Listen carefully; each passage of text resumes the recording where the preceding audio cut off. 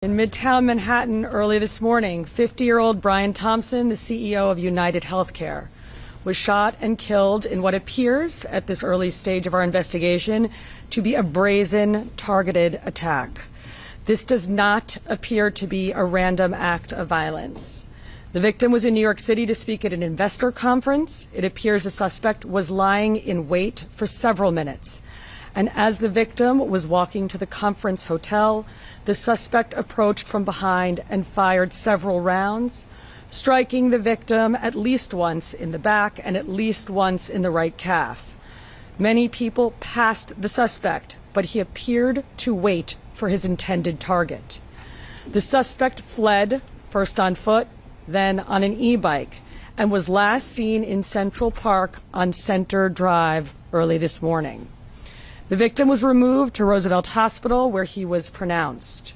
We've been in touch with his family, his friends, and his colleagues, and they are very much in our thoughts and prayers at this hour.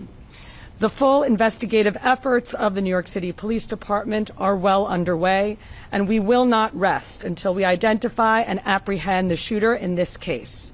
What we know is that the shooter arrived at the location on foot about 5 minutes prior to the victim's arrival.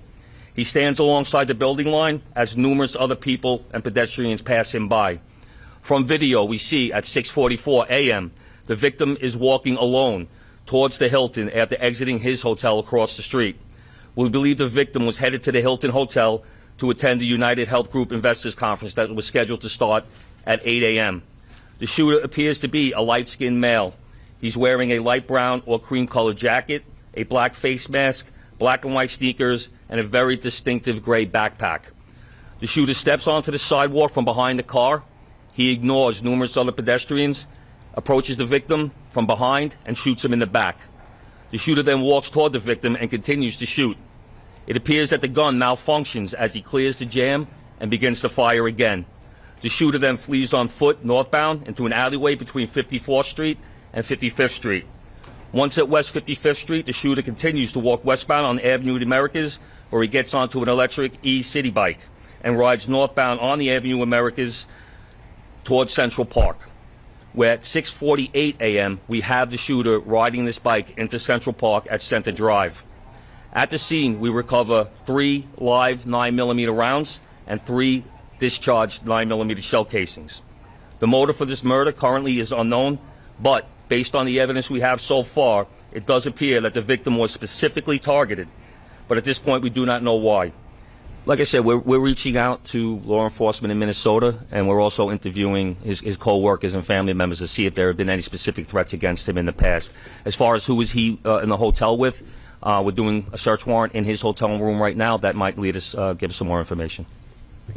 I wonder if you could tell me, the mayor said that there was evidence recovered at the scene that would indicate that this was not a random event. I wonder if you could tell me what that evidence was. And by looking at the gun, it appears that there's a silencer on the gun. Was there a silencer on the gun? And does this indicate not only that it was premeditated, but this is somebody who knew his way around guns and might have been a professional? Once again, we won't know that until we complete our investigation and identify the shooter or recover that firearm. You know, you see a glimpse of the gun in video, so we're not able to make a determination on whether or not a silencer was used on that quick glimpse of video.